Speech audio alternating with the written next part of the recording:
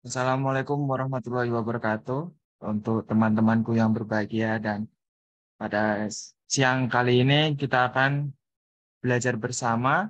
Mari kita saling mendukung dan belajar bersama untuk meraih prestasi terbaik dalam perjalanan kita sebagai mahasiswa. Semoga kita semua bisa memperoleh ilmu dan pengalaman yang berharga dalam proses belajar ini. Sebelumnya kita berdoa terlebih dahulu, berdoa dimulai.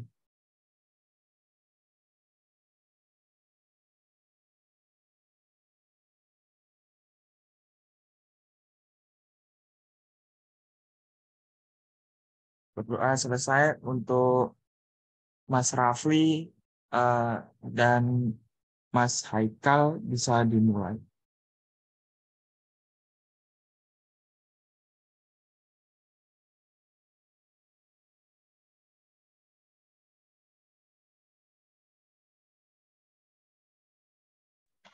Tes tes tes tes 1 2 3 masuk nggak?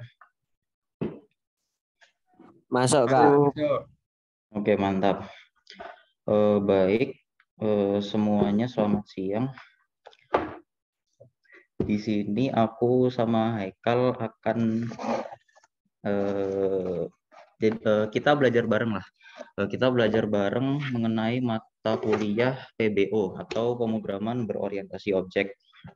Nah, kita langsung latihan soal aja, dan untuk soalnya itu kita pakai soal tahun 2020, 2021 sama 2021, 2022.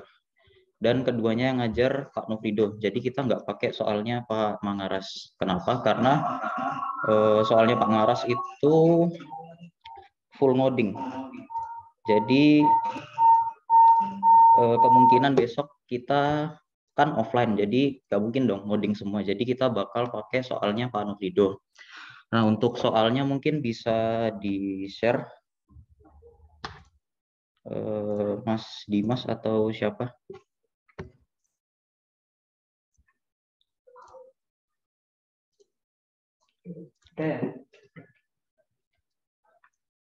Udah punya soalnya kan?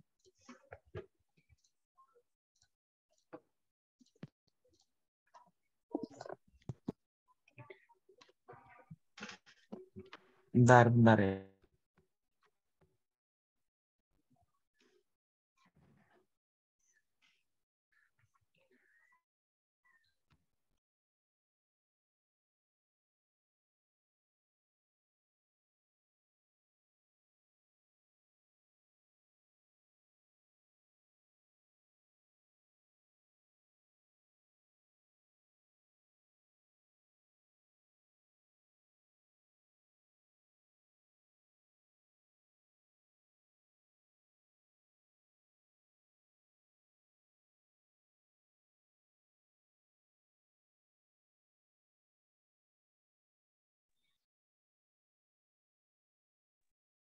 Oh, ini Mas Rafli udah.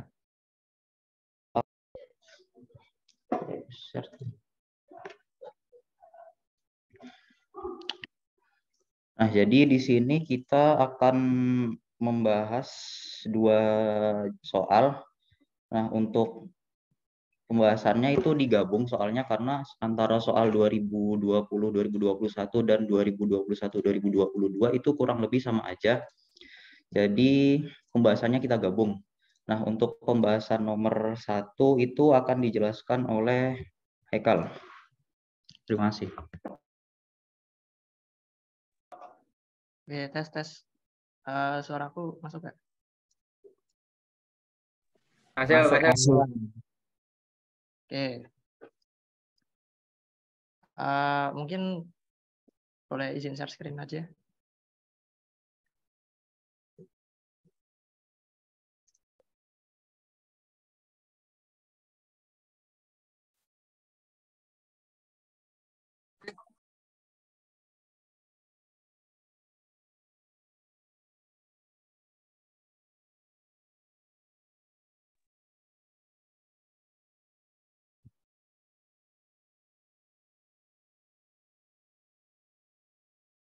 Oke, apakah udah terlihat ya? Sudah. Oke, jadi di sini tadi yang udah dikatakan sama Mas Rafli, itu kita akan membahas soal tahun 2021 dan 2022 dan juga tahun 2020 dan 2021 dari dosen Pak Novrido.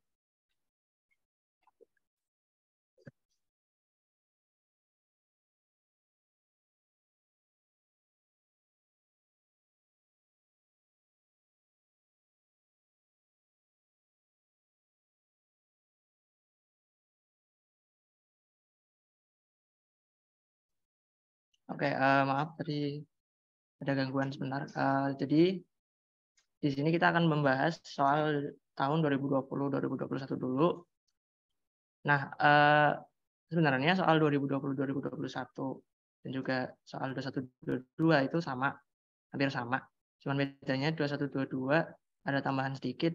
Jadi nanti kita langsung gabung aja pembahasannya. Oke, kita langsung bahas soal nomor 1. Jadi di sini kita disuruh jelaskan dengan ringkas apakah kelas pada BPO setara dengan prosedur atau function pada pemrograman terstruktur. Oke, jadi kita langsung ke jawabannya. Di sini dikatakan bahwa kelas pada BPO tidak setara dengan prosedur atau function. Karena kelas PBO merupakan sebuah tempat atau struktur data yang dapat memuat sebuah atribut dan fungsi atau metode yang bekerja untuk atribut tersebut. Sedangkan pada pemrograman terstruktur, itu prosedur fungsinya itu berbentuk sebagai rangkaian instruksi yang dibentuk di sebuah kode blok yang dipanggil di bagian program lain untuk menyelesaikan suatu tugas. Nah, kalau kita lihat dari contoh gambarannya ya, di sini di sebelah kiri itu ada sebuah kelas, contoh sebuah kelas dari OP atau PBO. Jadi di sini ada sebuah kelas anggota, di sini ada sebuah kelas BCD. Nah, kelas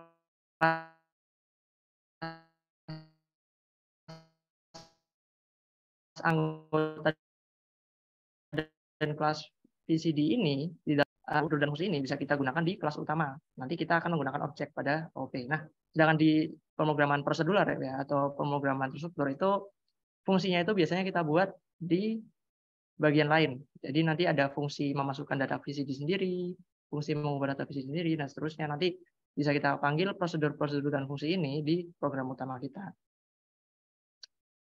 Nah, oke, mungkin untuk penjelasannya singkat seperti ini ya. Untuk langsung saja mungkin ke praktiknya. Nah, apakah screen Visual Studio Code terlihat?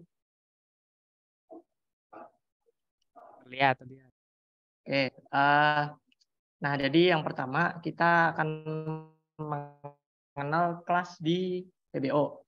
Nah, kelas di PBO yang kita tahu itu yang pertama kita akan definisikan nama kelasnya. Nama kelas di sini adalah hewan misalnya. Nah, ini adalah sebuah kelas. Lalu dalamnya itu ada string, integer dan double dengan nama-namanya itu namanya atribut. Jadi atribut ini nanti yang akan digunakan oleh kelas ini untuk dibuatkan menjadi objek. Nah, di dalam kelas juga terdapat sebuah prosedur atau metode. Nah, prosedur atau metode ini nanti digunakan untuk menjalankan aktivitas yang bisa dibawa dengan atribut-atribut ini. Nah, ini untuk struktur kelas. Sedangkan pada pemrograman terstruktur, jika kita lihat ya, kita bandingkan dengan pemrograman terstruktur menggunakan C++, di sini tuh yang dinamakan prosedur atau function adalah ini. Jadi ini ada fungsi pertambahan, di dalamnya ada parameter dan juga ada aksinya yang mau dikerjakan, lalu ada prosedur void hello world, dan di sini ada fungsi cout-nya yang akan dikeluarkan. Nah, kenapa dikatakan tidak setara? Karena kelas pada BPO di sini terlihat sangat lengkap. Dia memiliki kelas, memiliki atribut, dan juga memiliki fungsi atau metode. Jadi kelas pada PBO ini itu bisa dikatakan setara dengan satu program dari pemrograman terstruktur, karena satu program dari pemrograman terstruktur itu memiliki prosedur, memiliki fungsi, dan juga memiliki atribut dan kelas utama. Oke, jadi kalau kita bandingkan ya, kita bisa jalankan satu kelas dari hewan ini menjadi suatu program. Misal kita membuat sebuah objek baru hewan H sama dengan hewan. Lalu kita panggil fungsinya hewan H titik nama itu sama dengan kucing. H titik kecepatan sama dengan 90 misal. Lalu H titik berat itu sama dengan 55,0.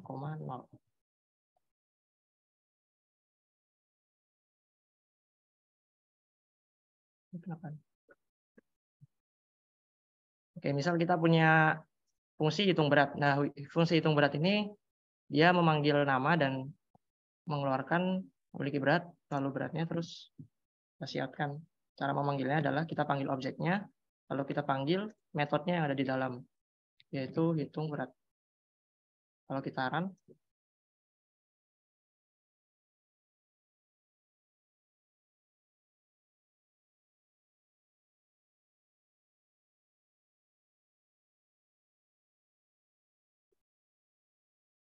nah, maka yang akan keluar adalah nama yang udah kita inisialisasi, berat, dan juga metode hitung berat. Kalau kita lihat pada pemrograman terstruktur, ini satu program pemrograman terstruktur, di sini tuh dia punya fungsi dan prosedur, lalu punya fungsi mainnya di sini. Jadi ini merupakan satu program terstruktur ya. Kita coba run.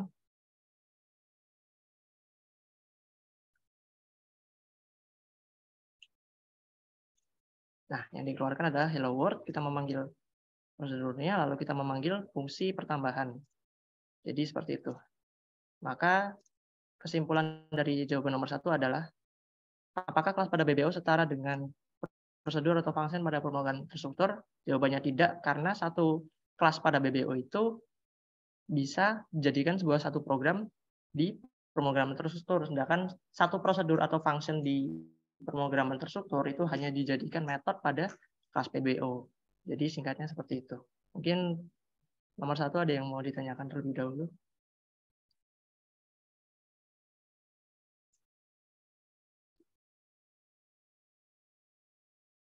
Jika tidak ada, kita lanjut ke nomor 2. Oke, nomor 2 di sini, apa bedanya atribut dengan variabel, konstruktor dengan method setter, dan proses overriding dengan proses implements. Jadi di sini kita membahas yang A dulu, apa bedanya, apa perbedaan dan persamaannya atribut dengan variabel. Jadi perbedaannya adalah atribut variabel itu hanya berlaku pada suatu konteks tertentu atau seperti fungsi, sedangkan atribut terkait dengan objek dapat diakses oleh objek tersebut. Jadi dalam PBO itu atribut didefinisikan sebagai bagian dari sebuah kelas dan dapat diakses menggunakan sebuah objek. Sedangkan variabel didefinisikan dalam sebuah fungsi dan hanya bisa dipakai oleh fungsi tersebut. Nah, maksudnya gimana? Kita lanjut dulu aja. Untuk secara umum persamaannya yaitu atribut dengan variabel adalah keduanya digunakan untuk menyimpan data atau informasi dalam program, namun variabel hanya bisa digunakan untuk menyimpan data pada program dan dapat didefinisikan dalam berbagai konteks, sedangkan atribut didefinisikan sebagai variabel dalam kelas yang digunakan untuk menyimpan data terkait objek.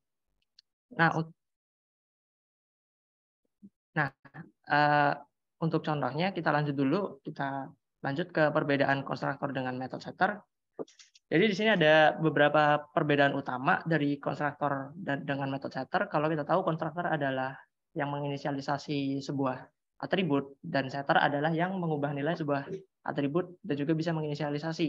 Jadi yang perbedaan pertama adalah konstruktor hanya dipanggil saat objek dibuat dan digunakan untuk menginisialisasi nilai atribut. Sedangkan setter dipanggil untuk mengubah nilai atribut ketika objek masih digunakan. Lalu yang kedua, konstruktor biasanya tidak memiliki parameter atau memiliki parameter, sedangkan method setter itu biasanya method setter itu harus selalu memiliki parameter karena untuk mengatur nilai.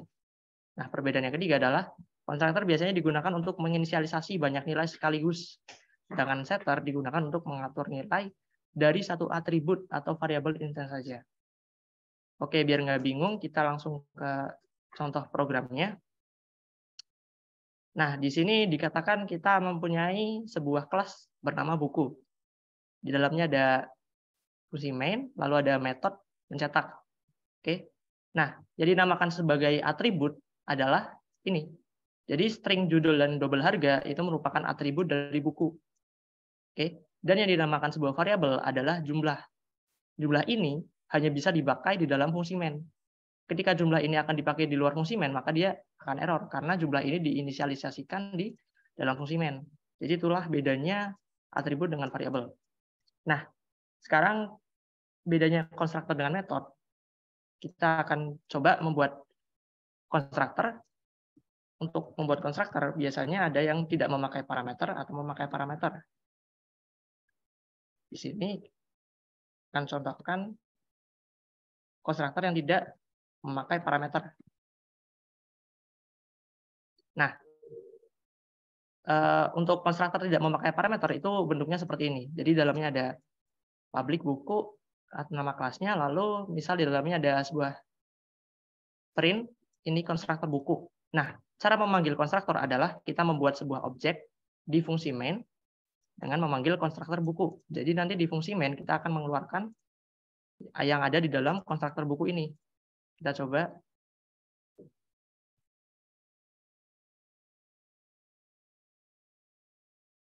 Nah, karena kita udah menginisialisasi konstruktornya, maka dia di sini akan di-outputkan ini konstruktor buku kita karena kita memanggil konstruktor buku ini. Nah, tadi kan dikatakan kalau konstruktor juga bisa memiliki sebuah variabel. Nah, untuk konstruktor memiliki sebuah variabel itu kita bisa menambahkan parameternya yaitu berupa atributnya dari kelas buku ini. Yaitu kita coba buat konstruktor di sini.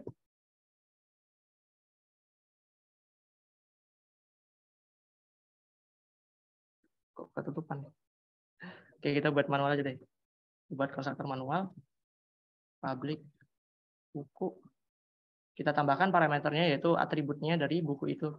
Terus string judul juga double harga. Ini kita hapus saja. Nah, kalau udah kita inisialisasi parameternya, sekarang kita isikan konstruktornya ini mau dibuat untuk apa? Nah, biasanya konstruktor ini dibuat untuk menyimpan atribut atau nilai dari kelas yang kita buat konstruktor ini. Jadi kita menyimpan nilai judul untuk menginisialisasi nilai judul juga harga. Nah, oke, jadi konstruktornya udah selesai kita buat nih. Nah, sekarang kita ke fungsi mainnya. Kita buat sebuah objek dari buku dengan nama B buku, lalu kita new buku. Nah, kenapa di sini error? Karena konstruktor ini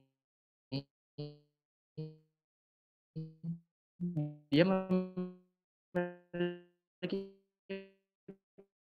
parameter yang harus diisi, Nah, kalau udah seperti ini, berarti sekarang judul dari atribut buku ini adalah B buku ini adalah mariposa. Dan juga harga dari objek B buku ini adalah 55.000. Kalau kita coba cout-kan, kita bisa B buku titik mencetak. Kita coba run. Nah, yang keluar adalah buku dengan judul mariposa dijual dengan harga 55.000. Karena kalau kita lihat metode mencetak, di sini kita memanggil judul yang udah kita set, lalu kita memanggil harga. Jadi seperti itu untuk konstruktor. Nah, kita juga bisa memanipulasi variabel di sini. Jadi misal kita menginisialisasikan variabel jumlahnya sama dengan 10. Jumlahnya kita masukkan pada cout ini. Jumlah tersedia, kita keluarkan jumlah, bla bla bla. Kalau kita run programnya lagi. Nah, buku dengan judul mariposa jual dengan harga 55.000 dan jumlah yang tersedia adalah 10 buku. Kalau kita coba tambahkan jumlah di sini, nah dia error. Karena jumlah di sini itu didefinisikan di dalam sebuah fungsi main. Jadi di sini dia dihitung sebagai variabel, bukan merupakan atribut dari buku itu.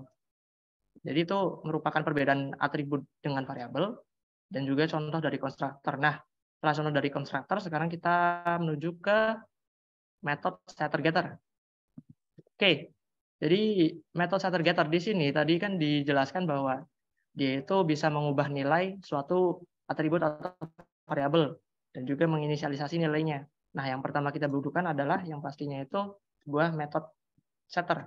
Kita buat metode setter dan getter.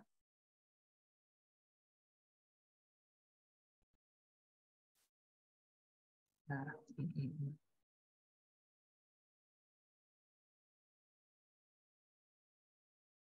oh, udah dibuat. Oke, sorry.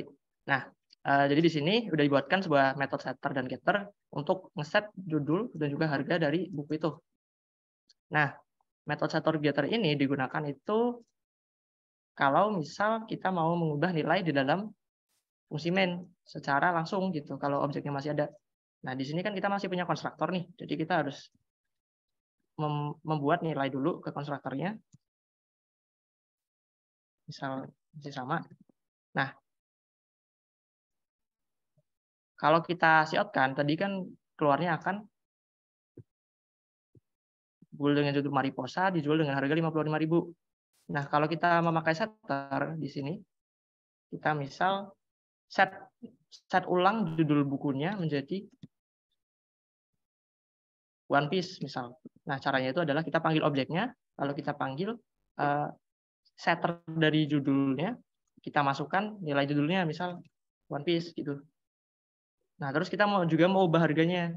Ya kita set harganya. Set harga di sini judulnya harganya kita buat menjadi 99.000.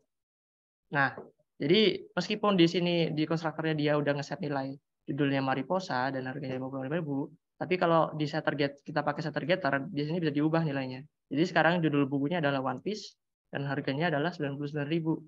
Nah, untuk memanggil setter getter ini, untuk memanggil set ini, kita pakai getter. Kita ganti di sini jadi get harga, get judul, dan juga get harga. Nah, oke, jadi kalau misal kita di sini B buku titik mencetak dan di bawah ini juga B buku titik mencetak. Kalau kita run. Nah, yang keluar pertama adalah buku dengan judul Mariposa dijual dengan harga 55.000, yaitu nilai yang kita inisialisasi di konstruktor. Lalu B buku yang mencetak kedua itu yang keluar adalah, nah yang dimulai dari sini. Buku dengan judul One Piece dijual dengan harga bla bla bla bla. Sebentar.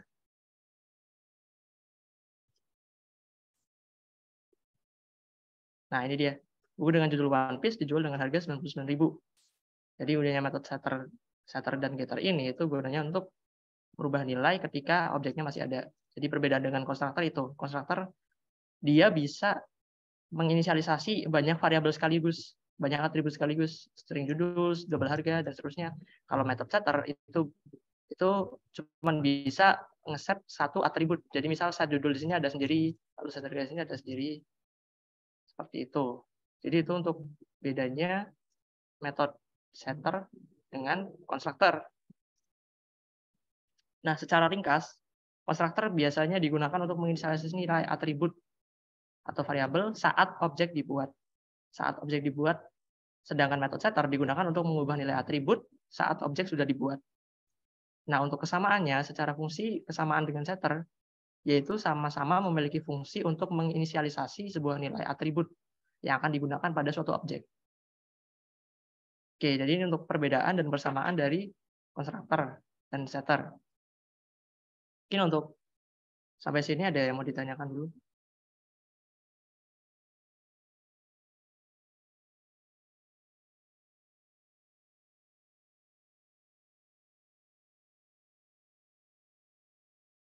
Cepetan nggak ya menjelaskannya? Oke, karena nggak ada yang tanya, mungkin bisa aku lanjut. Nah, soal yang ketiga itu, sebentar. Soal yang ketiga itu apa bedanya proses overriding dan proses implements. Nah, di sini udah dituliskan beberapa perbedaan utama dari overriding dengan implements, yaitu yang pertama, overriding terjadi ketika kelas turunan itu menimpa metode dengan implementasi yang berbeda. Dengan implements terjadi ketika sebuah kelas mengimplementasikan sebuah interface. Lalu dia menyediakan semua metode untuk dideklarasikan pada interface tersebut. Yang kedua, overriding dilakukan untuk mengubah perilaku metode pada kelas turunan. Dengan implements itu sebuah kelas harus memenuhi semua kontrak metode yang telah ditentukan pada sebuah interface. Lalu yang ketiga, overriding dilakukan pada metode yang didefinisikan pada kelas induk. Dilakukan pada metode yang didefinisikan pada kelas induk. Lalu implements itu dilakukan pada interface yang didefinisikan secara terpisah dari kelas-kelas yang mengimplementasikannya. Oke, biar nggak bingung dari teori-teori ini, mending kita langsung ke contohnya aja. Nah, di sini kita masuk ke proses implements dulu ya. Nah,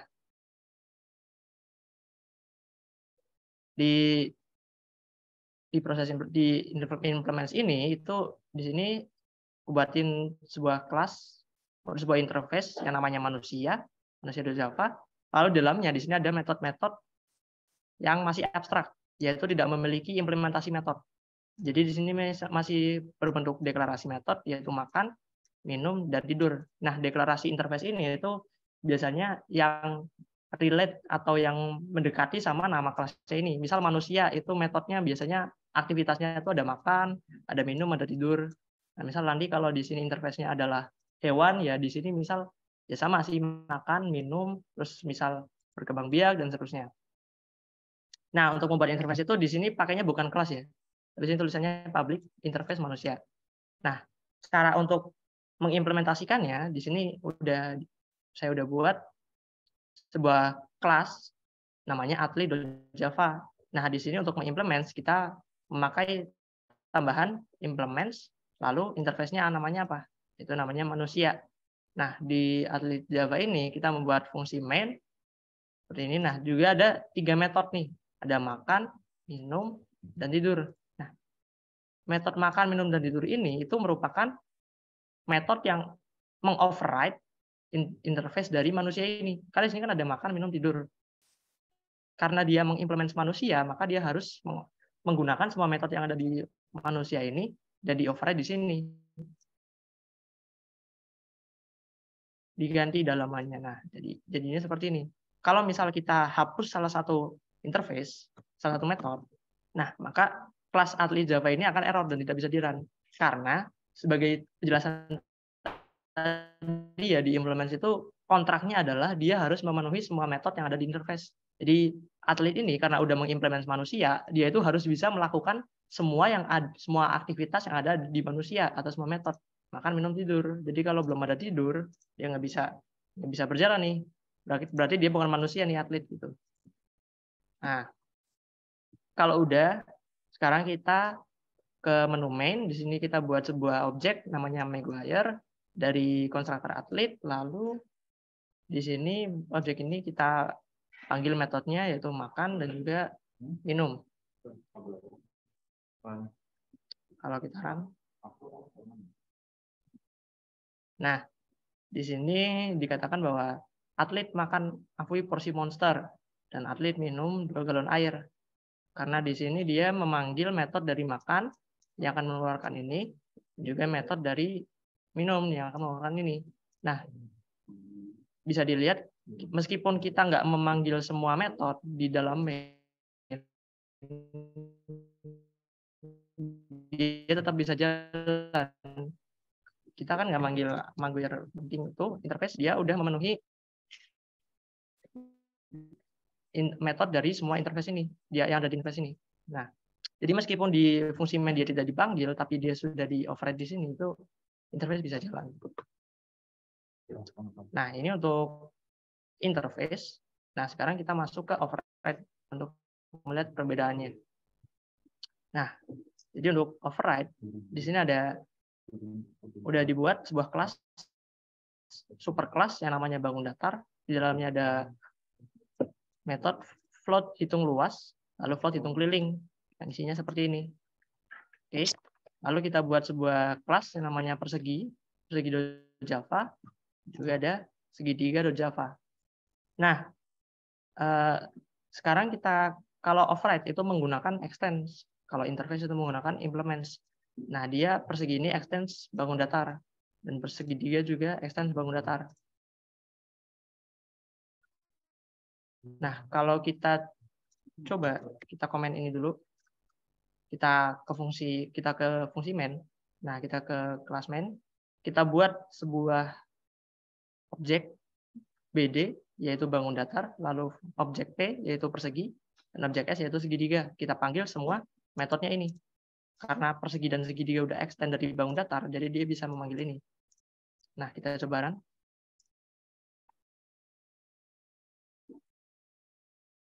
Nah, kenapa di sini yang dikeluarkan adalah ini, menghitung keliling luas, menghitung keliling, ini menghitung luas, ini menghitung keliling. Padahal yang dipanggil adalah BD titik hitung keliling, BD titik hitung luas.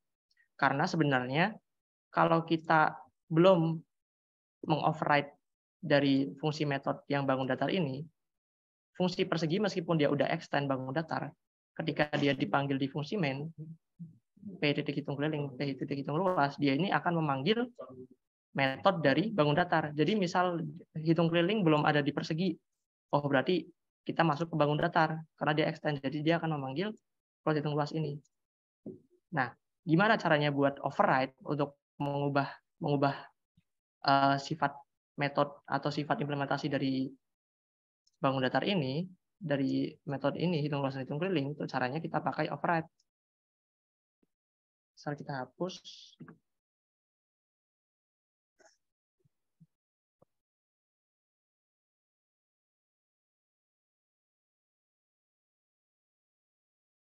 Nah, misal di sini kita udah override nih, float hitung luas di dalam persegi yang isinya float luas sama dengan sisi kali sisi, kita keluarkan luas perseginya, lalu override juga hitung kelilingnya, kita float keliling sama dengan 4 kali sisi.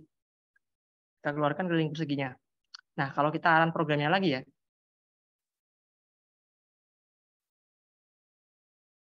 nah, bisa dilihat perbedaannya. Kelas objek BD bangun datar itu dia memanggil metode yang ada di bangun datar. Dia akan mengeluarkan ini menghitung keliling, ini menghitung luas. Sedangkan objek P persegi dia akan memanggil metode hitung keliling dan hitung luas dari persegi itu sendiri. Karena metode hitung luas dan hitung keliling ini udah di-override di kelas persegi. Jadi dia nggak manggil ke bangun datar lagi nih, dia manggilnya ke persegi ini. Dengan segitiga ini kan masih belum ada nih isinya. Makanya dia mengeluarkan tadi masih ini menghitung keliling, ini menghitung luas. Kalau misal kita tambahkan ini menghitung luas segitiga, float hitung luas, float alas, float tinggi, terus kita buat misal float luas. Oh, ini nggak perlu nih. Nah, kita misal buat float luas itu sama dengan setengah kali alas kali tinggi. Terus kita sys out luas segitiga plus luas. Lupa return karena ini memakai parameter tipe float. Return luas.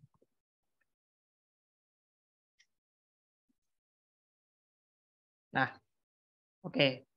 Kalau kita ke fungsi main lagi, kita coba run. Nah, bisa dilihat ini nol. Nah. Oh, karena belum di ini ya. S3 alas, S3 tinggi, oke.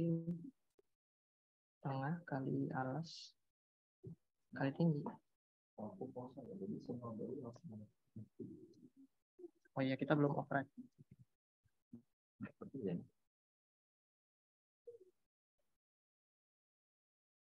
Nah, kita coba run lagi.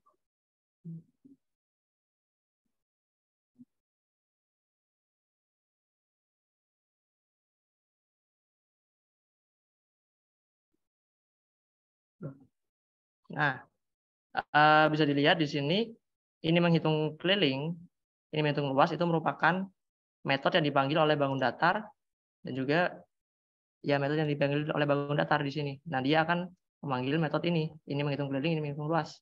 Persegi, tadi kan kita udah mengoverride nih, hitung luas dan hitung keliling. Di sini maka dia akan keluar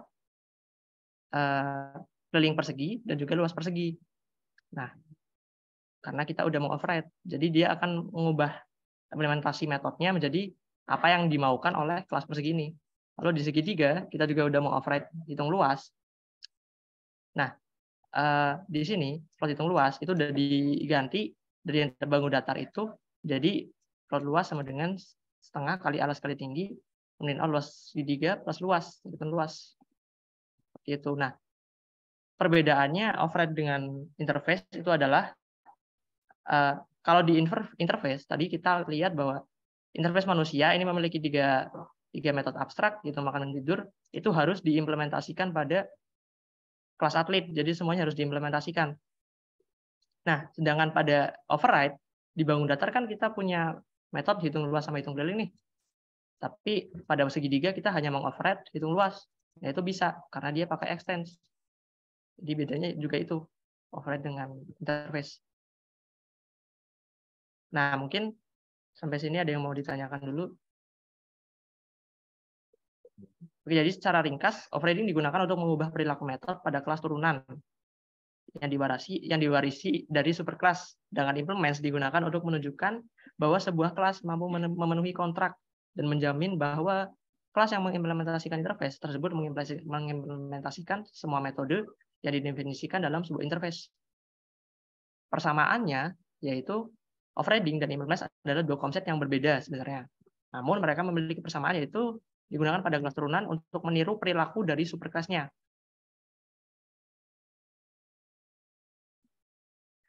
Sedangkan implements digunakan untuk menerapkan sebuah interface dan semua metode yang ada di dalamnya. Oke. Jadi untuk persamaannya yaitu sama-sama untuk yang digunakan oleh kelas turunan untuk meniru perilaku pada superkelasnya. Dalam contohnya di sini tadi manusia itu akan ditiru sifatnya oleh atlet dan bangun datar akan ditiru oleh persegi dan segitiga.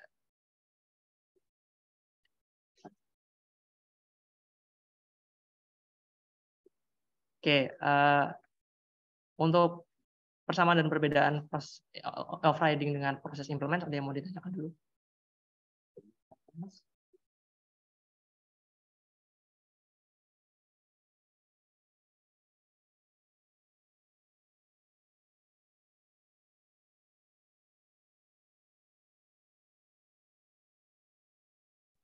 Oke, kalau nggak ada, tadi kan kita udah nomor 1 dan 2 nih, yang soal 2021. Sebenarnya soal 2122, 2021, 2022 itu sama. Cuma di sini ada beberapa tambahan, yaitu nomor 1B dan nomor 1C. Nah, di sini nomor 1B jelaskan ringkas kenapa hanya sebuah kelas pada BBO sudah setara dengan sebuah program. Lalu yang C, jelaskan dengan ringkas kenapa kelas-kelas dalam struktur taksonomi project BBO wajib bekerja sama, apa saja keyword yang diperlukan.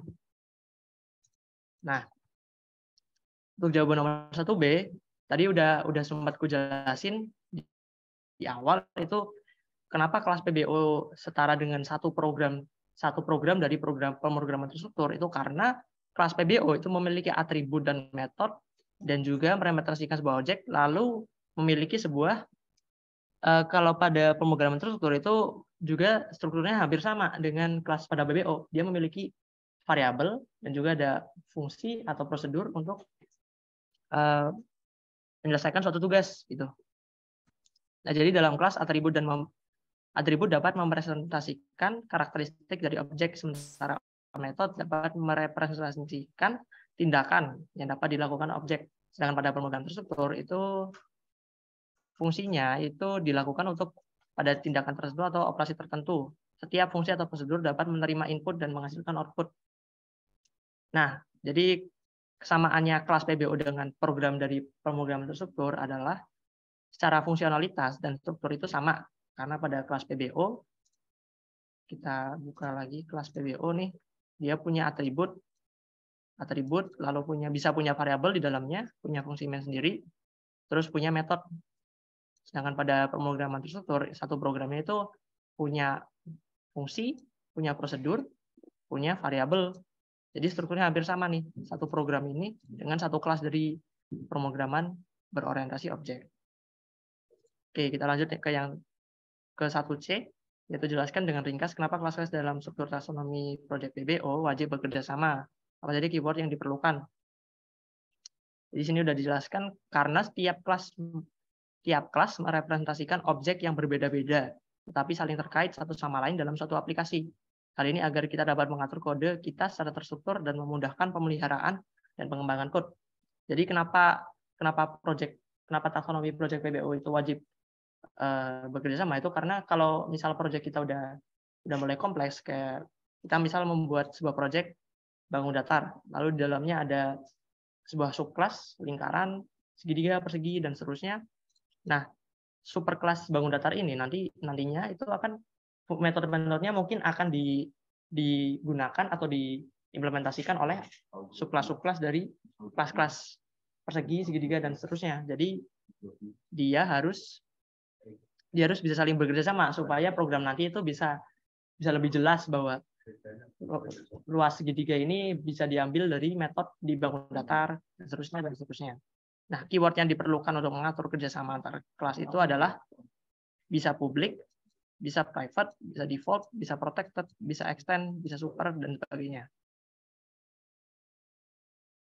Oke, mungkin sampai sini ada yang mau ditanyakan? Oh, sorry, nggak baca chat. Ada yang tanya.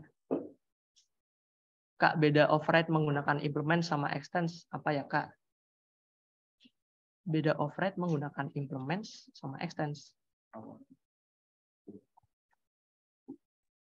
Oke, nanti itu mungkin akan dijelaskan oleh Muhammad Rafli. Soalnya nanti ada soal yang terkait dengan Masa nggak ada. Extends. Ada. Jawabannya itu nanti dikirim ke... Duh, kok ketutupan ini ya? Ini apa sih? Ngubet. Nanti jawabannya dikirim kok ke Yaman. Nah, nomor 1B dan C untuk soal dari 2021-2022 mungkin itu aja. Kalau kita lihat soal nomor 2 itu hampir sama. Jadi jelaskan persamaan dan perbedaan atribut dengan variabel, proses of reading dengan proses implements. Jadi soalnya ini sebenarnya hampir sama, cuma ditambahin sedikit aja. Mungkin untuk penjelasan nomor 1, 2 sampai dulu, selanjutnya akan dijelaskan oleh Rafli, Mas Rafli.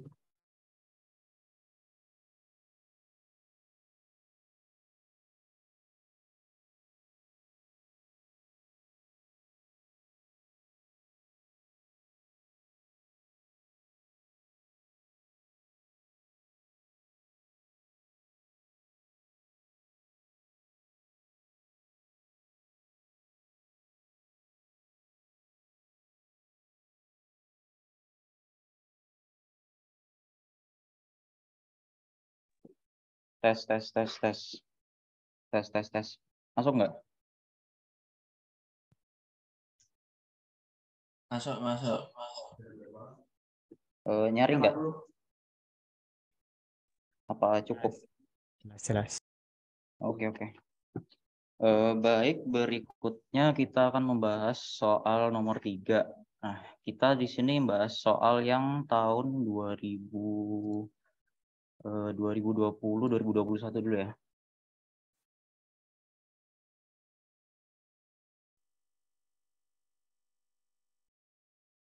Nah, oke. Bentar.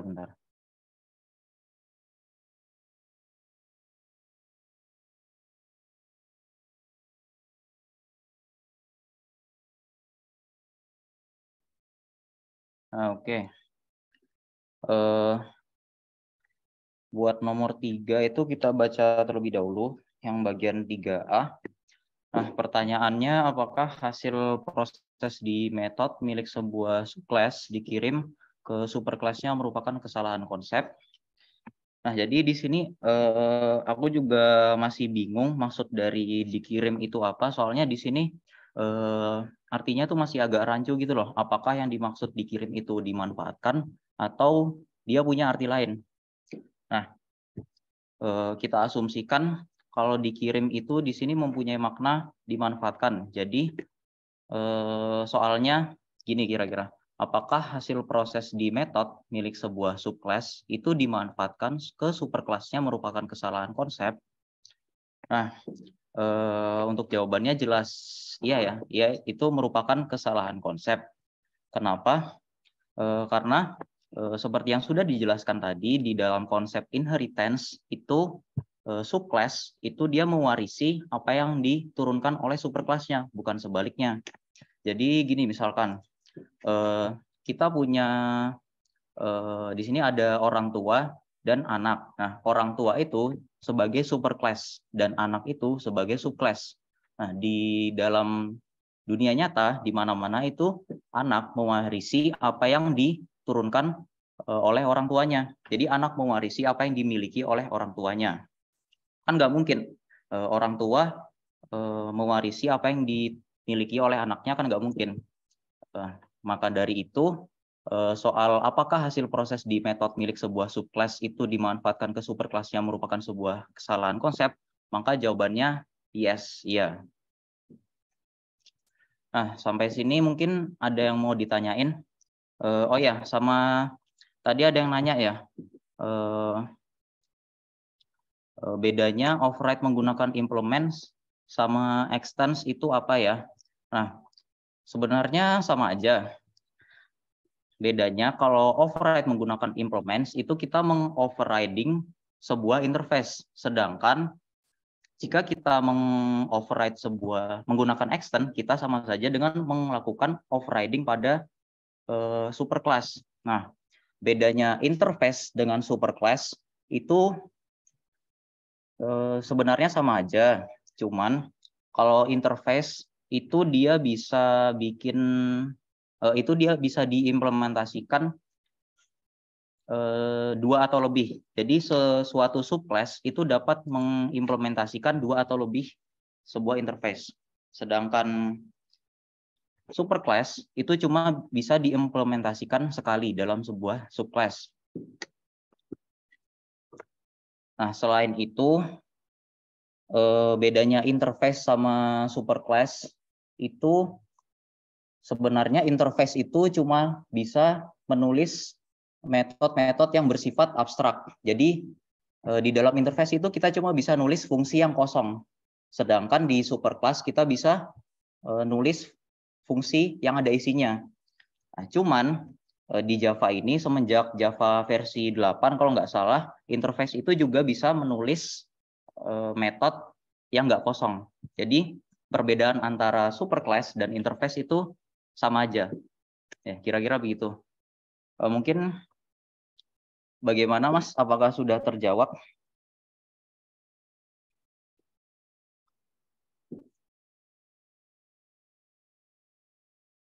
Oke, aman lah ya. Baik, itu tadi dari nomor 3A. Mungkin ada yang ingin ditanyakan dari teman-teman.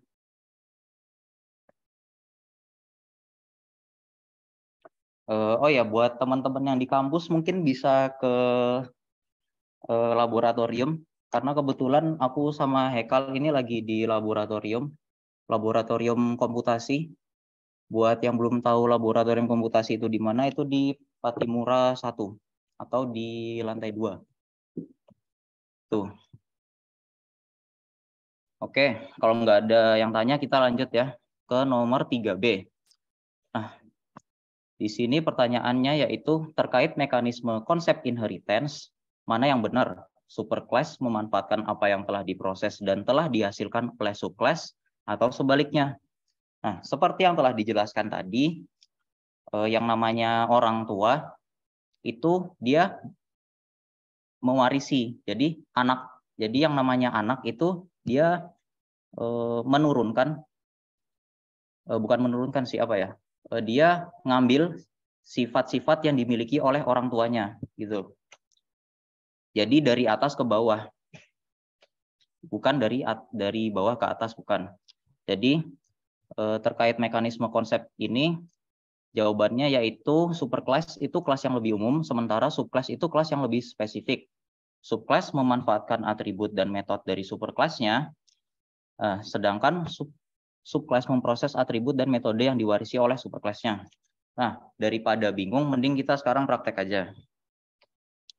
Oke, jadi di sini misal aku bikin project baru namanya nomor 3 gitu lah ya. Nomor 3. Nomor 3.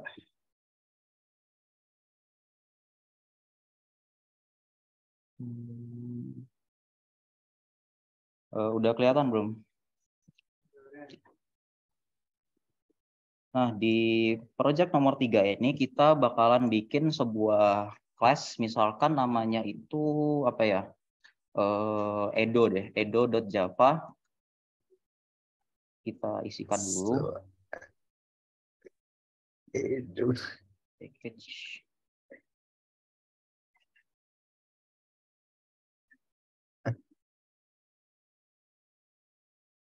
Kelas Edo. Nah, misalkan di kelas Edo ini kita punya sebuah atribut, misalnya usia deh, int usia. Misalkan kita isi nilainya itu sama dengan 100, jadi usianya si Edo itu 100. Nah, kemudian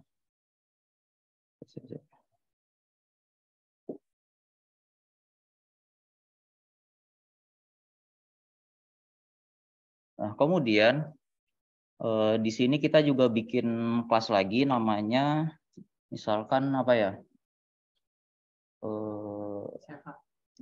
Seva deh, seva.java. Nah, si seva ini, kelas seva ini dia menginherit atau mewarisi dari kelasnya Edo tadi. Jadi kelas seva extend Edo. Nah, misalkan di dalam kelas seva ini itu ada sebuah metode yang berfungsi untuk menampilkan usia Edo tadi. Jadi kita bikin dulu metodenya, misalkan public void display sysout usia Edo adalah post. Nah, pertanyaannya tadi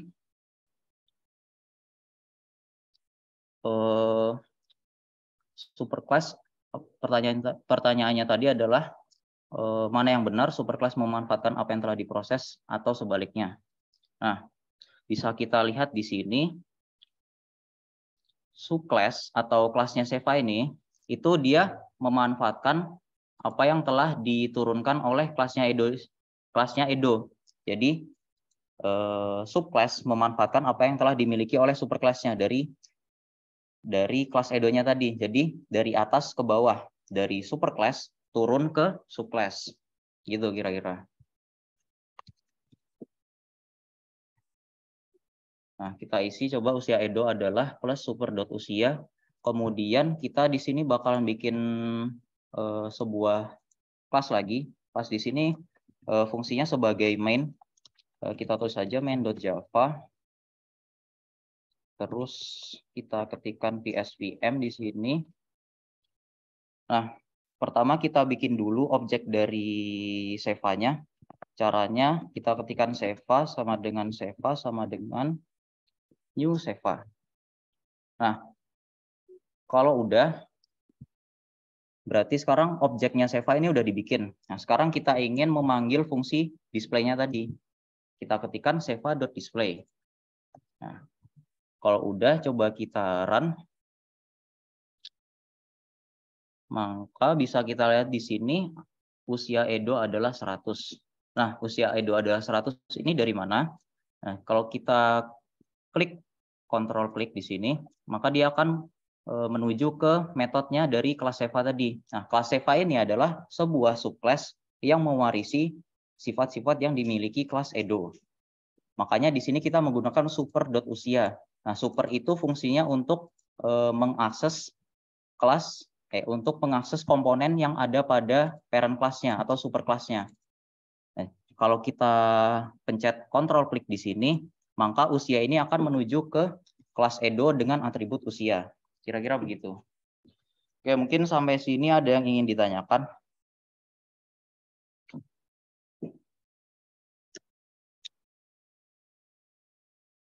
Aman lah ya. Oke, berikutnya yaitu kita masuk ke nomor 4. Jelaskan dengan ringkas kenapa komponen yang di inheritance atau diturunkan itu tidak hanya metode. Nah, jawabannya jelas lah ya, karena di PBO itu kan komponennya nggak cuma metode. Kita juga mengenal dengan yang namanya atribut. Jadi di sebuah kelas itu terdapat 2 komponen, atribut dan metode. Atribut itu bisa dibilang variabelnya kelas gitu loh. Sedangkan metode itu bisa kita anggap sebagai fungsi dari kelas tersebut. Nah, jadi jawabannya jelas lah ya. Dalam konsep pewarisan, subclass itu dapat mewarisi semua komponen. Nah, semua komponen yang ada di kelas itu ada metode dan atribut. Sehingga subclass dapat menggunakan atau memodifikasi atribut dan metode tersebut tanpa harus menulis ulang kode dari awal. Dengan demikian, konsep inheritance memungkinkan kita untuk memanfaatkan kembali kode yang sudah ada dan menerapkan pola desain yang konsisten pada seluruh aplikasi. Gitu. Buat nomor 4 ini mungkin ada yang mau ditanyain. Sebenarnya nomor 3 sama 4 ini dia nyambung sih. Dia sama-sama membahas mengenai konsep inheritance. Gimana? Mas Seva mungkin ingin bertanya?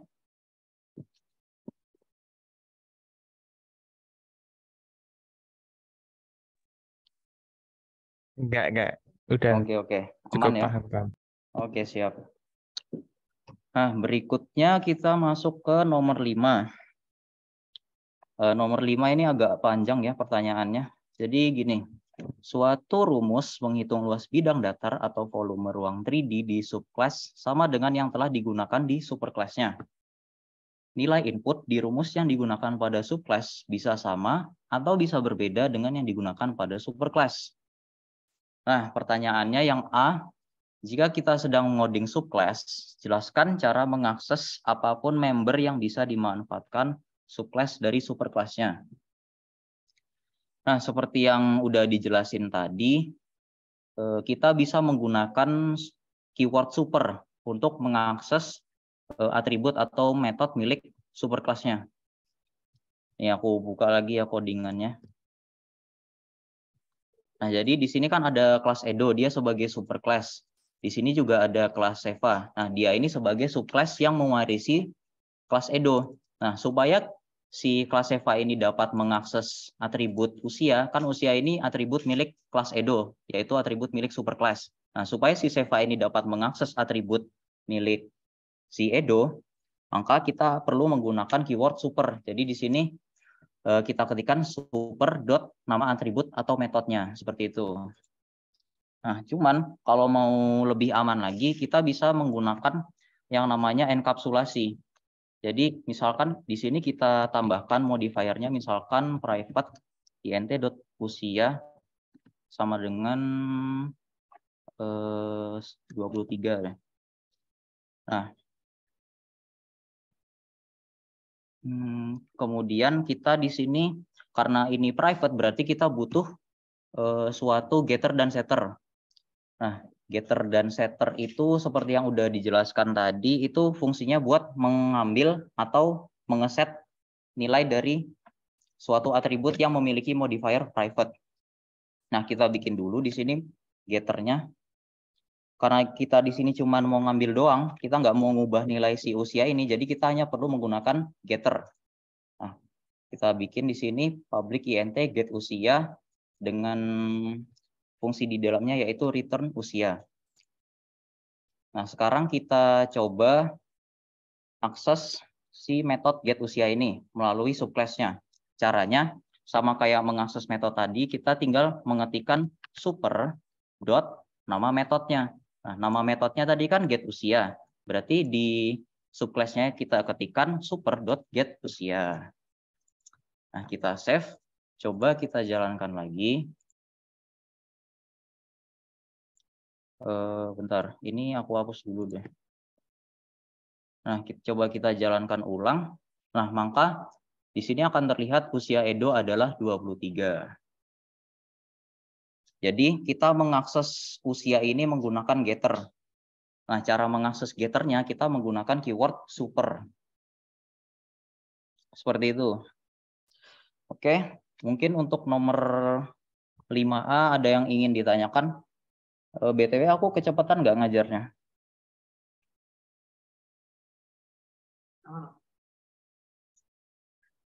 Bagaimana? Enggak, Mas. Aman, Bang, aman, Bang. Oke, siap. Oke, berikutnya kita bahas nomor 5B. Jika input kedua rumus tersebut sama dan jika perhitungan rumus pada superclass-nya dipanggil melalui metode superclass-nya, apakah terjadi pemborosan proses dan waktu? Kalau iya, kenapa? Kalau tidak juga kenapa? Nah,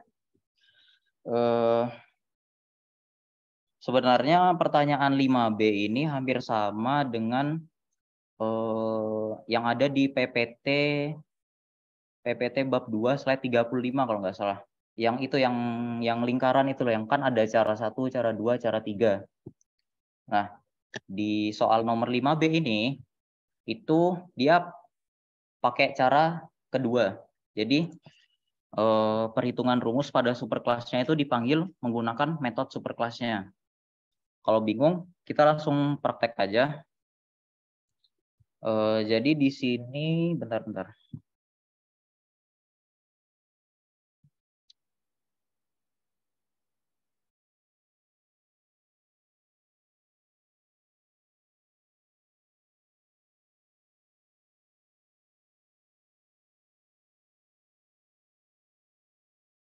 Buat codingannya ini ntar bakalan di-share kok. Jadi tenang aja. Oke, jadi di sini aku udah bikin project namanya inheritance.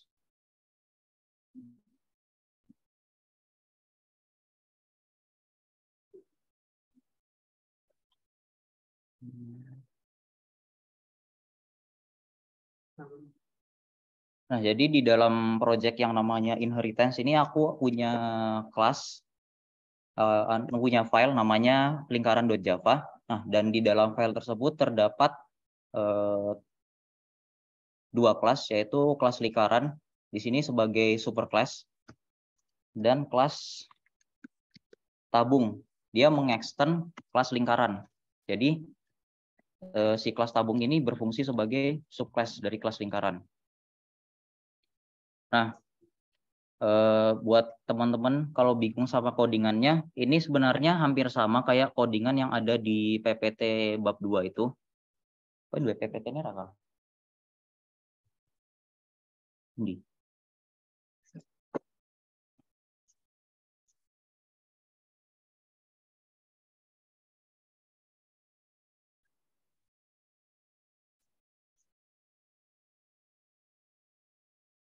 Nah, buat yang lupa sama PPT-nya mungkin ini aku buka dulu.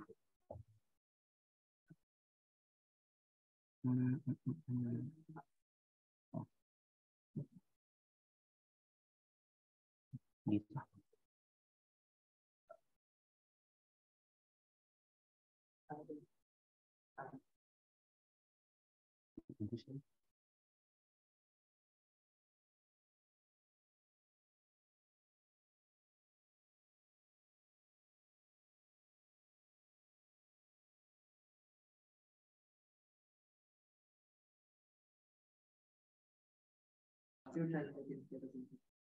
Oke, ternyata yang diajar kelasnya Pak Novrido belum dikasih PPT-nya ya. Baru tahu aku. Soalnya kalau kelasnya Pak Samit atau Pak Dimas itu udah dikasih PPT-nya. Oke, berhubung PPT-nya nggak ada di laptopnya Hekal, jadi kita langsung praktek aja lah ya. Nah, jadi eh,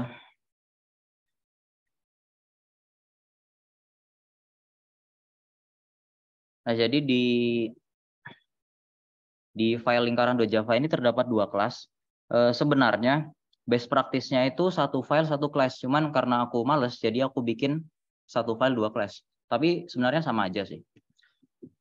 Soalnya kan ini projectnya juga nggak begitu kompleks, jadi ya digabung aja lah, nggak apa-apa.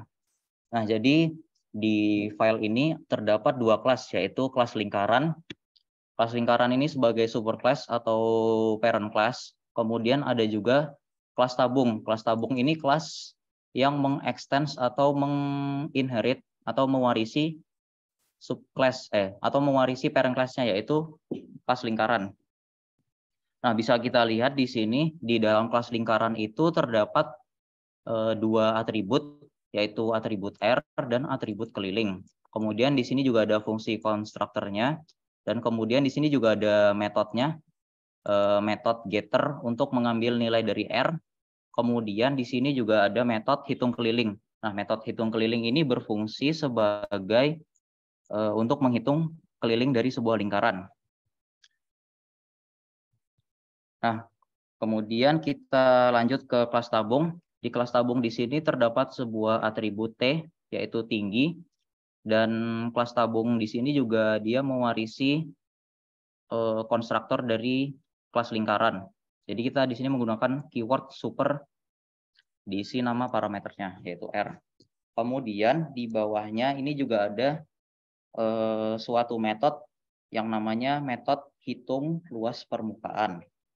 Nah, metode hitung luas permukaan ini dia berfungsi untuk menghitung luas permukaan dari sebuah tabung.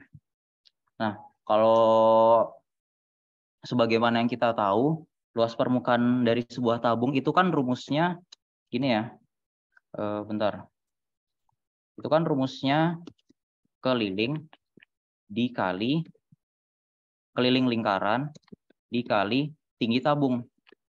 Nah, keliling lingkaran itu bisa kita dapatkan di metode milik superclass-nya, yaitu kelas lingkaran. Di sini bisa kita lihat ada metode yang namanya hitung keliling. Nah, untuk mendapatkan keliling lingkaran itu ada 2 cara. Bisa menggunakan metode, bisa juga menggunakan atribut. Nah, yang dibahas di soal nomor 5B ini, itu dia menggunakan metode. Jadi gini kira-kira. Return hitung keliling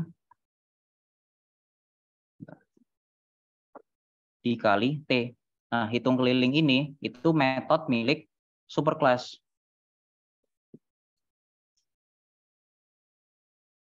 Nah, yang menjadi pertanyaan adalah apakah perhitungan rumus pada superclass dipanggil melalui metode superclass-nya itu merupakan sebuah pemborosan proses dan waktu? Nah, jawabannya iya. Kenapa? Karena setiap kali kita ingin melakukan hitung luas permukaan, maka kita perlu memanggil metode hitung keliling ini. Nah, dan itu bisa dibilang merupakan suatu yang redundant lah istilahnya. Jadi tiap kali kita manggil fungsi hitung luas permukaan, kita juga manggil fungsi hitung keliling. Dan kita juga perlu memasukkan parameternya. Nah, sedangkan di soal ini ada ketentuan jika input kedua rumus tersebut sama. Jadi bisa kita asumsikan bahwa R antara hitung keliling di metode hitung luas permukaan ini sama dengan R yang telah kita definisikan di kelas lingkaran. Jadi ini bisa kita hapus aja sebenarnya. Nah, jadi bisa gini sebenarnya.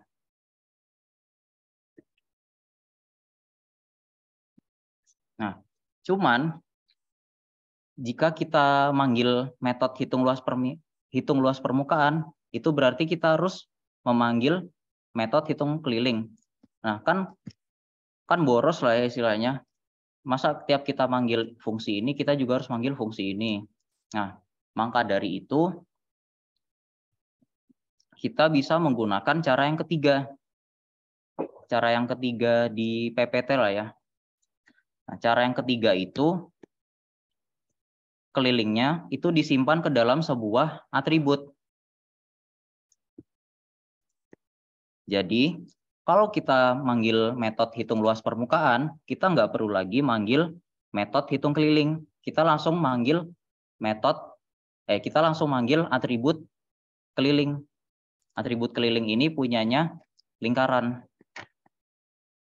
Nah, kira-kira gitu. Jadi simpelnya gini deh. Bentar. Nah, simpelnya gini. Ini kan cara kedua, Terus ini cara 3. Nah, di cara kedua itu, tiap kita manggil metode hitung luas permukaan, kita harus manggil metode hitung keliling. Nah, metode hitung keliling itu kan di dalamnya terdapat sebuah proses lah ya. Nah, mungkin untuk saat ini prosesnya itu cuma satu baris, cuma mat.pi kali R kali 2. Nah, bagaimana kalau prosesnya itu ada berbaris-baris? Kan jadi boros lah ya istilahnya. Masa tiap kita manggil ini, kita juga manggil ini, dan fungsi yang hitung keliling ini prosesnya banyak gitu, kan boros. Kalau katanya Pak Samit, itu gimana ya istilahnya, itu boros memori lah istilahnya. Atau kalau di mata kuliah analog atau analisa algoritma itu bisa dibilang itu sesuatu yang worst case.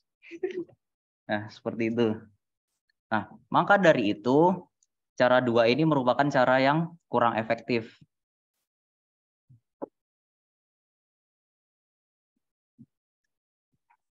Nah, cara yang efektif yang mana? Nah, tentu saja cara yang ketiga.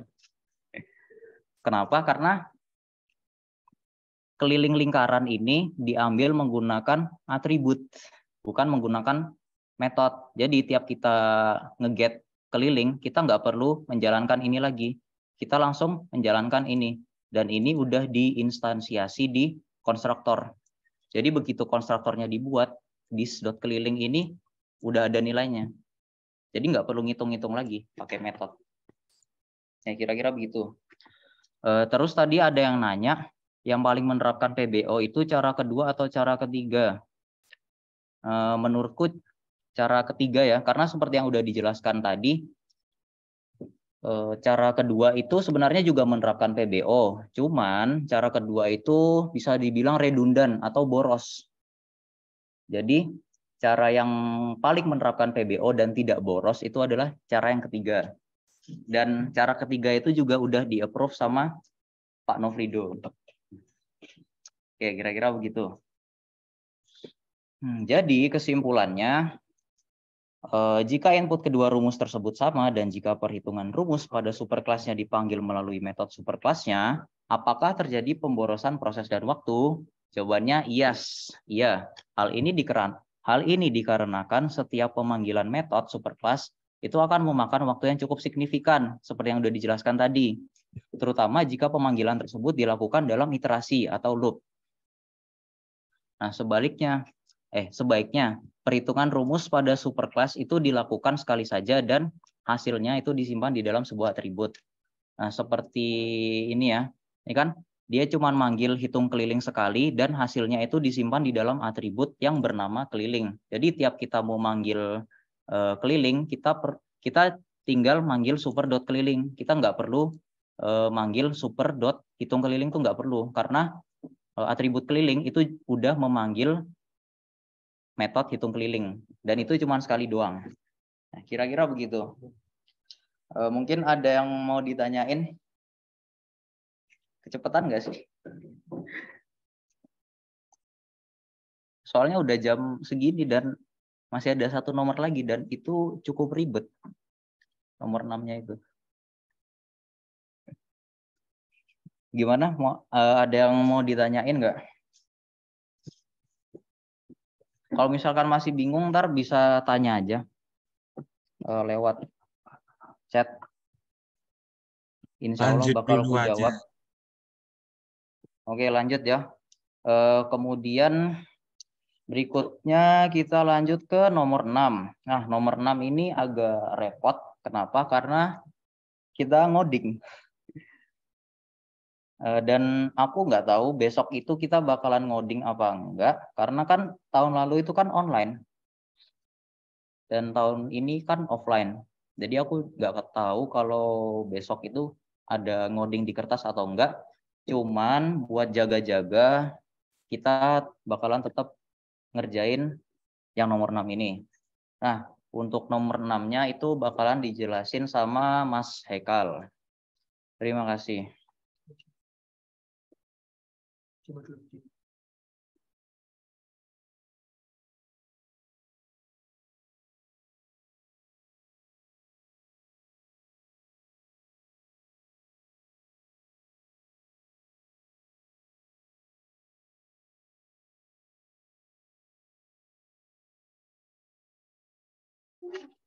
Oke, sekarang kita halo, suaraku beneran nggak? Aman. Oke. Jadi soal nomor 6 ini, soal 2 tahun yang lalu itu benar. Oke, jadi soal 2 tahun yang lalu itu 2020-2021 kita disuruh membuat interface manusia, interface robot, dan superkelas burung. Lalu kita juga membuat subkelas Gatot Kaca. Konstruktor atribut metode diserahkan pada kita sebagai berkreasi. Nah, soal yang 2021-2022 itu ngodingnya itu lebih banyak. Jadi di sini ada interface manusia, interface mesin, kelas hewan, kelas burung, lalu ada interface parcross yang inheritance interface manusia, ada subkelas laba-laba, hewan, dan seterusnya. Ini banyak banget. Karena tahun ini kita offline dan kemungkinan besar ya ngodingnya itu nggak mungkin sebanyak ini. Jadi untuk mempersingkat waktu aja kita akan ngoding yang ini. Tapi untuk codingan yang ini tuh udah dibuat, nanti bisa dipelajari sendiri, nanti kita kirim. Jadi kita di sini akan belajar untuk membuat codingan yang nomor 6 dari soal tahun 2020-2021 aja, yang pendek. Karena kita offline juga nanti mungkin pendek. Oke, jadi kita di sini ngodingnya pakai NetBeans.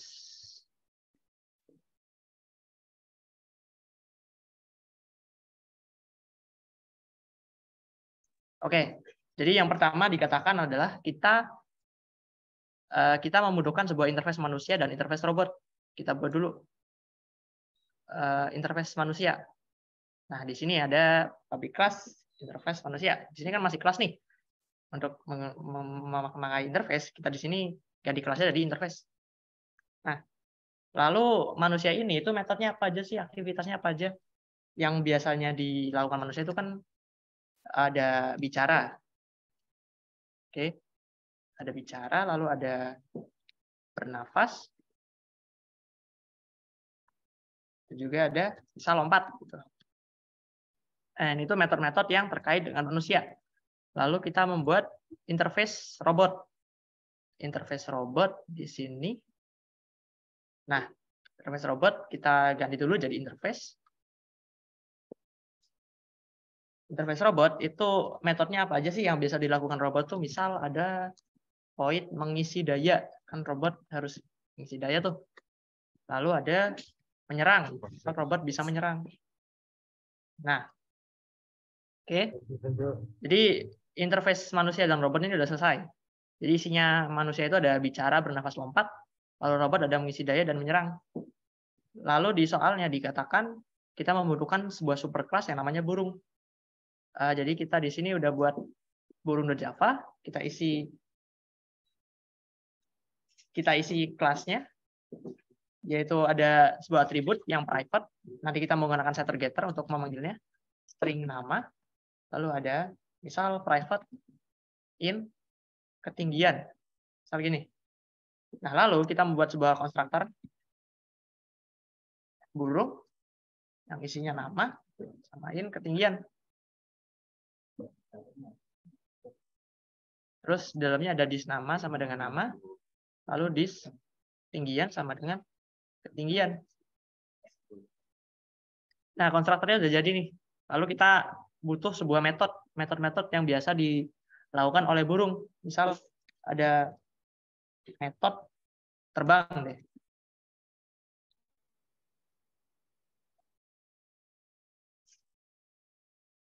Nah, di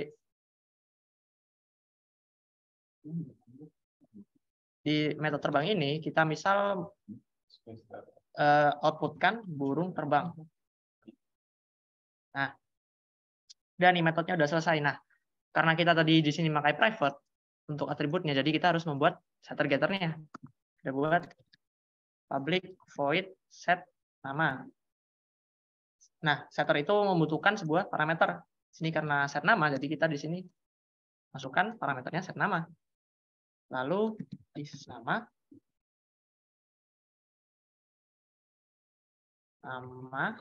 sama dengan nama.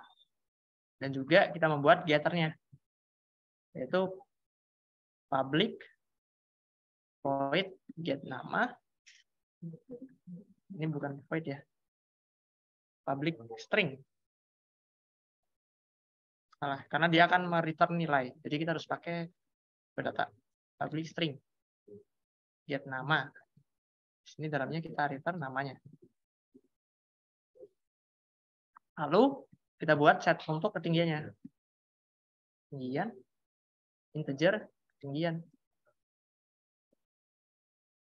Dalamnya adalah this ketinggian sama dengan ketinggian.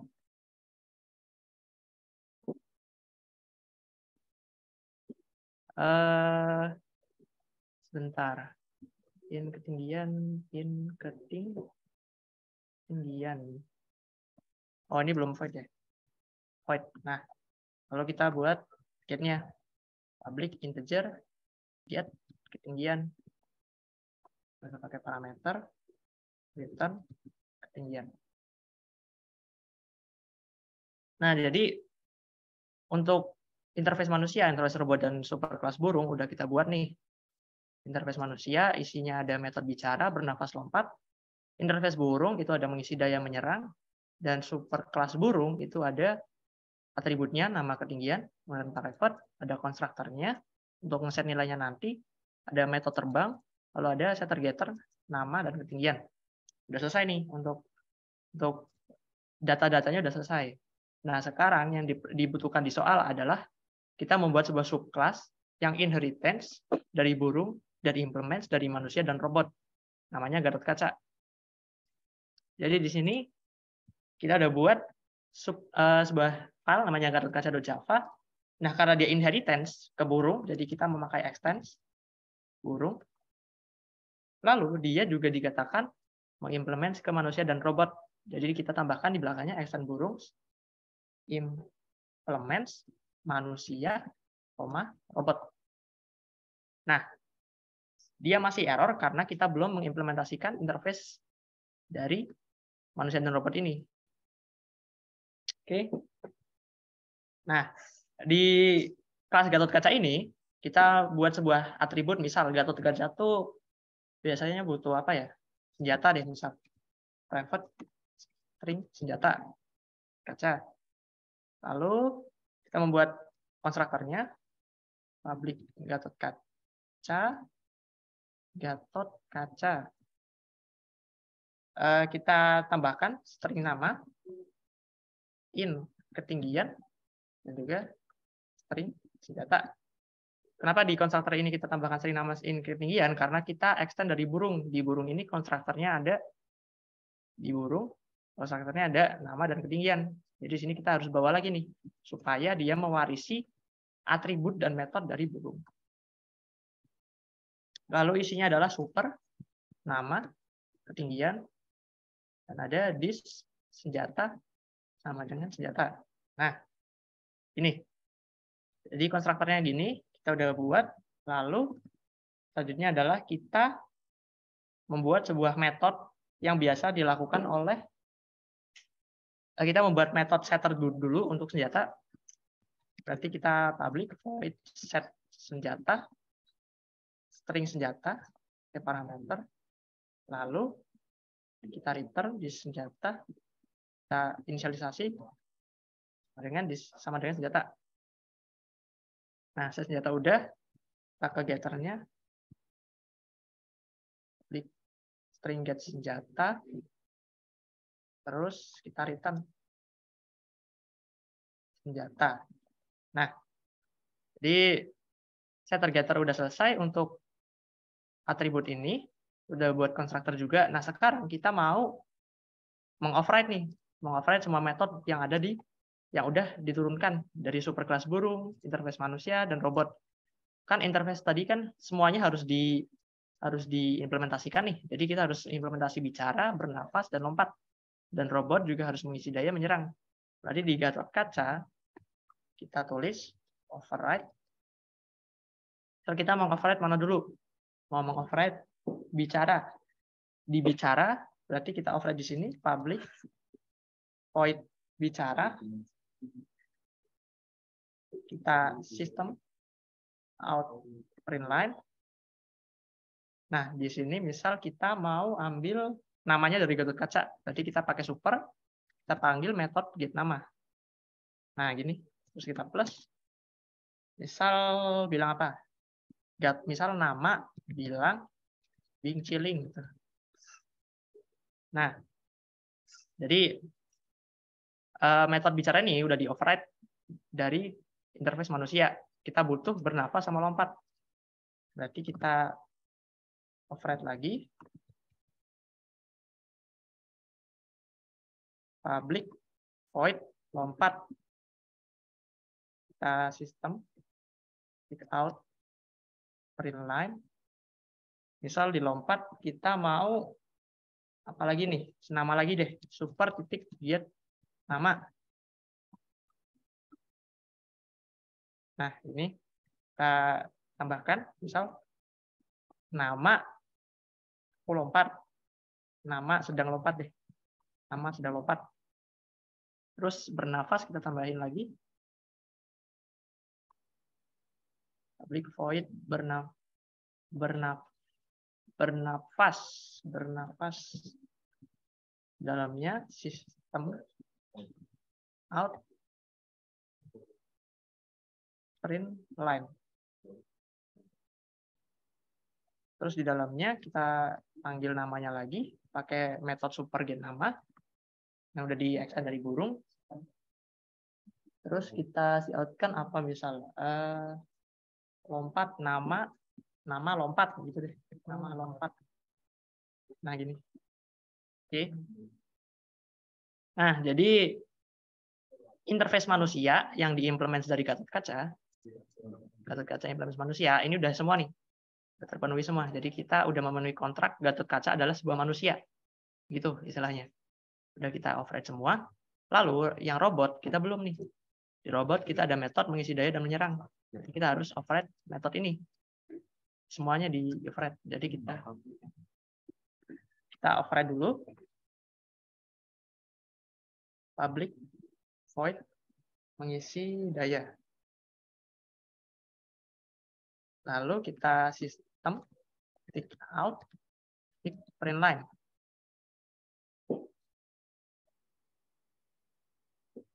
Mengisi daya itu misal kita panggil namanya lagi deh. Super get nama. Terus kita berarti mengisi daya. Mengisi daya itu misal nama butuh medkit. Tuh misal. Nah, lalu di robot juga ada menyerang. Berarti kita override lagi. Public void menyerang. Kita outkan. Kita panggil namanya. Misal pakai. Nah, udah kan? Jadi kalau kita lihat di Gatot-Kaca ini udah nggak error. Karena Gatot-Kaca itu udah mengimplementasikan semua metode dari manusia dan robot. Jadi bisa dikatakan kalau di bahasa asli, di bahasa dunia nyata itu bisa dikatakan Gatot-Kaca itu merupakan sebuah manusia dan robot. Jadi dia itu gabungan dari manusia dan robot gitu. Oke. Nah, semua metode dari interface manusia dan robot udah nih. Sekarang kita butuh metode dari burung. Di burung ini kan ada metode yang namanya terbang nih. Yang diterbang di burung ini, itu awalnya itu isi metodenya ini cuma mengeluarkan burung terbang. Sedangkan di sini kita extend dari burung, kita mau pakai metodenya supaya bisa mengeluarkan bahwa Gatot kaca itu yang terbang, bukan burung yang terbang gitu. Jadi kita override lagi. Kita override public void terbang. Nah, di terbang ini itu ada, kita siapkan lagi sysout print line, kita panggil namanya, get nama, lalu kita tambahkan apa misal di sini, karena tadi kita ada di sini ada atribut di burung itu ada atribut ketinggian, kita bisa pakai atribut ketinggian ini di metode terbang. Nama terbang tadi ketinggian spasi ketinggian, berarti super titik get ketinggian. Kita pakai metodenya, lalu kita keluarkan ketinggian kilometer deh. Meter. Nah, udah nih. Kita udah override metode terbang dari burung. Kita udah override metode menyerang dan mengisi daya dari robot. Kita udah override metode bicara, lompat, dan bernafas dari manusia. Berarti sekarang Gatot Kaca, kelas Gatot Kaca itu bisa digunakan. Dia udah nggak ada garis bawah lagi. Karena dia udah implement semuanya. Terus, nah yang belum kita tambahkan adalah kita belum menambahkan metode yang khusus untuk Gatot Kaca. Ya kan? Kita belum menambahkan metode yang khusus untuk Gatot Kaca. Atau nggak usah? Kayaknya udah banyak banget sih ini, kalau nulis juga pegel banget. Udah. Terbang udah, lompat udah. Udah menggambarkan Gatot Kaca sih, ini menyerang. Kalau nulis juga pegel juga sih. Ya mungkin segini aja deh, kan dibebaskan. Jadi mungkin untuk kelas Gatot Kaca itu segini aja. Jadi kita udah banyak banget nih metodenya: bicara, lompat, bernafas, mengisi daya, menyerang, dan terbang. Nah, sekarang kita mau mencoba untuk memanggil kelas Gatot Kaca ini. Masing-masing isi metodenya diserahkan pada ada. Nah, sekarang kita coba ngetes nih. Di kelas main, kita udah buat. Oke, di kelas main, kita buat objeknya dulu. Objeknya itu ambil dari Gatot Kaca. Kita namain objeknya Gatot Kaca. Sama dengan new Gatot Kaca. Nah, tadi di konstruktor Gatot Kaca ini kan kita butuh nama, ketinggian, sama senjata. Kita isikan di sini namanya misal Gatot. Terus ketinggiannya itu misal 1000. Senjatanya misal Kris. Nah, kalau udah, sekarang kita ini Gatot Kaca. Nah, kalau udah kita sekarang, nah karena dia di sini inisialisasi melalui konstruktor, sekarang kita mau coba ganti pakai setternya. Kita mau coba metode setternya. Caranya Gatot Kaca titik set nama, kita ganti jadi misal Kemang. Terus Gatot Kaca titik set ketinggian. Set ketinggian misal 5000 deh.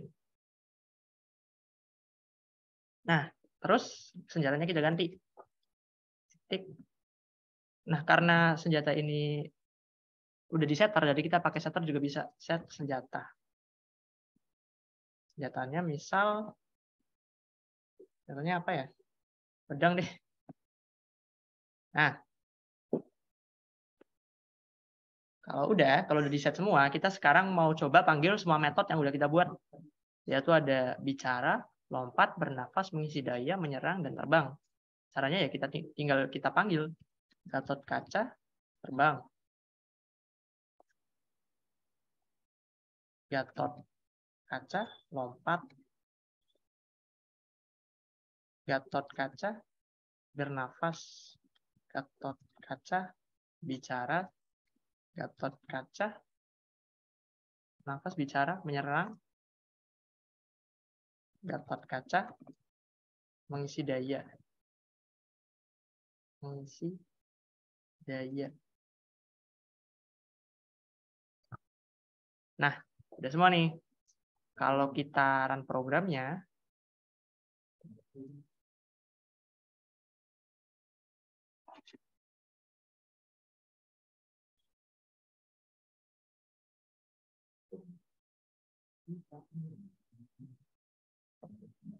nah, yang disiapkan adalah metode-metode yang udah diambil dari Gatot Kaca Java ini, yaitu Komang terbang di ketinggian 5.000 km, Komang sedang lompat, Komang lompat.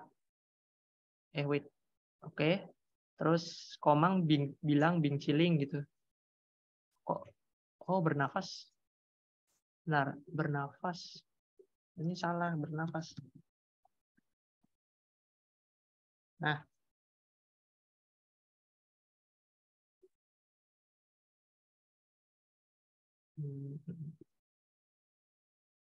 Nah, udah nih. Kita panggil Gatot Kaca titik terbang. Komang terbang di ketinggian 5.000 km.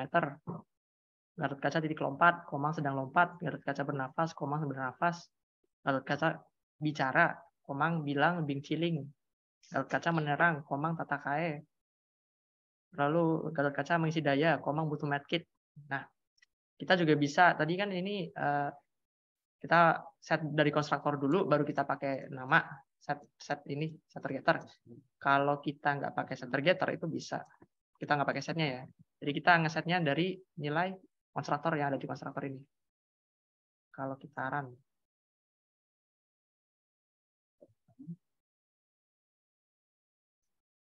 nah akhirnya dia get yang ada di sini akan memanggil nilai dari konstruktornya yang udah didefinisikan di konstruktor ini. Itu Gatot sedang terbang di ketinggian bla bla bla, Gatot sedang lompat, Gatot bernafas, Gatot bilang Bing Ciling, Gatot tata kae, Gatot butuh medkit. Oke, jadi sampai sini kita udah berhasil membuat sebuah program yang ditentukan di soal. Itu interface manusia, interface robot, dan superclass burung. Lalu ada subclass Gatot Kaca yang inheritance burung, implements manusia dan robot. Konstruktor, atribut metode itu dan isi metode diserahkan pada Anda untuk berkreasi. Dan ini nilainya paling besar ya. Jadi kemungkinan mungkin di UTS besok kan kita offline. Mungkin ngodingnya mungkin akan kayak gini. Kalau soal yang tahun lalu itu kan online. Jadi ngodingnya lebih banyak. Di sini ada interface manusia, interface mesin, kelas hewan, kelas burung, dan seterusnya. Jadi mungkin soal yang ini kalau ngodingnya kayak gini mungkin nggak akan keluar. Tapi tetap kami kirim source code-nya untuk yang ini untuk belajar dan juga yang ini. Hasil yang udah kita buat tadi codingannya. Oke, sampai sini mungkin ada yang mau ditanyakan dulu. Yang mau ditanyakan?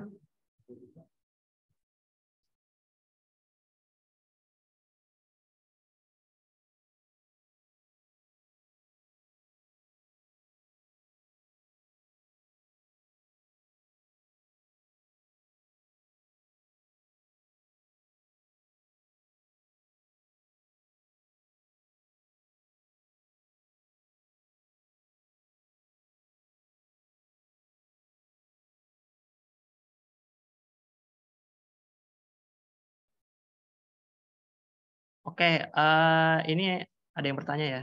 Superclass harus private ya kakak? Superclass, oke. Jadi di superclass burung, di sini kan kita inisialisasikan atribut nama dan ketinggian itu kan sebagai private. Nah, sebenarnya atribut di superclass ini itu nggak harus private. Nggak harus. Tapi karena kita di sini menggunakan set dan get, maka di sini itu perlu ditambahkan modifier private karena set dan get ini itu menerapkan konsep enkapsulasi. Enkapsulasi artinya biar data yang ada di burung ini itu hanya bisa diatur oleh kelas yang mengextend dari superclass burung ini. Jadi biar aman gitu loh. Namanya enkapsulasi kan biar datanya aman, nggak dipengaruhi oleh kelas ini, kelas ini, kelas itu. Nah, gunanya Enterprise adalah di sini menggunakan private, kita menggunakan setter getter. Jadi yang bisa mengatur nilai dari nama dan perincian ini adalah kelas yang mengextend, yaitu Gatot Kaca. Sebenarnya ini nggak usah pakai private bisa, tapi sebaiknya pakai private lalu pakai set ini. Jadi kalau dia nggak pakai private, kita nggak perlu pakai set dan get ini. Tuh, mungkin itu jawabannya. Ada yang mau ditanyakan lagi?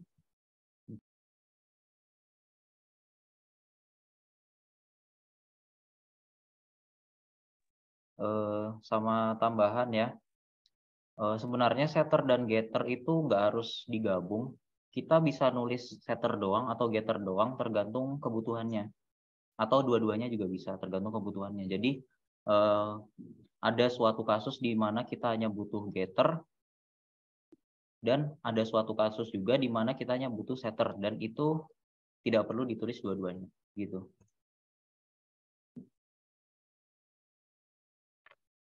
Oke, mungkin itu aja untuk penjelasan codingannya. Mungkin bisa kami kembalikan ke moderator. Pada sebagian besar.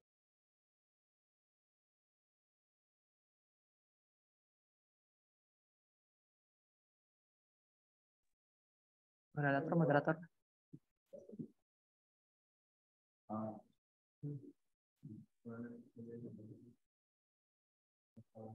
Halo.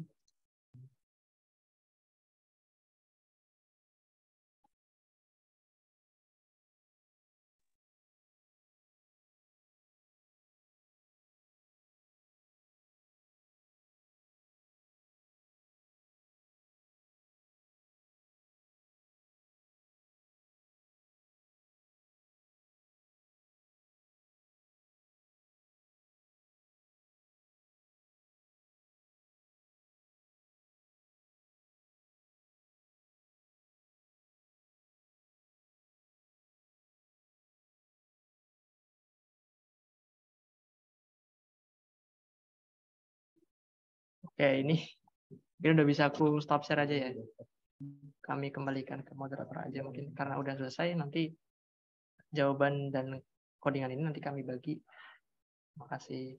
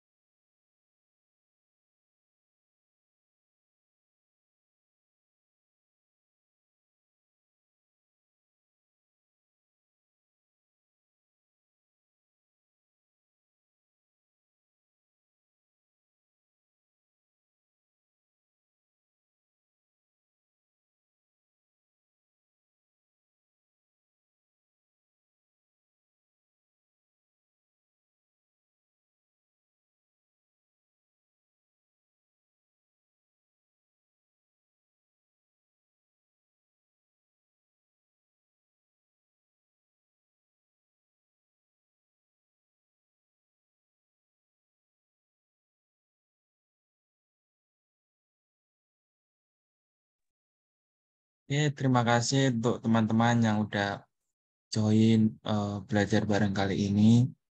Terima kasih juga untuk Mas Rafli dan Mas Haikal. Sekarang udah boleh keluar. Terima kasih teman-teman. See you the next belajar bareng. Terima kasih. Nggak ada foto bareng, Pak. Nggak usah. Oh, foto ya, foto dulu.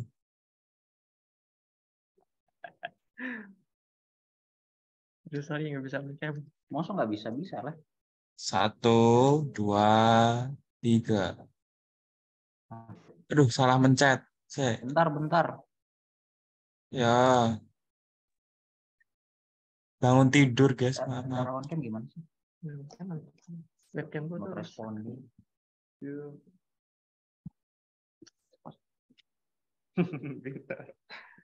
Udah belum? Aduh. Nah. 1, 2, 3. Oke. 1, 2, 3. Oke. Ya, sudah. Terima kasih. Silakan.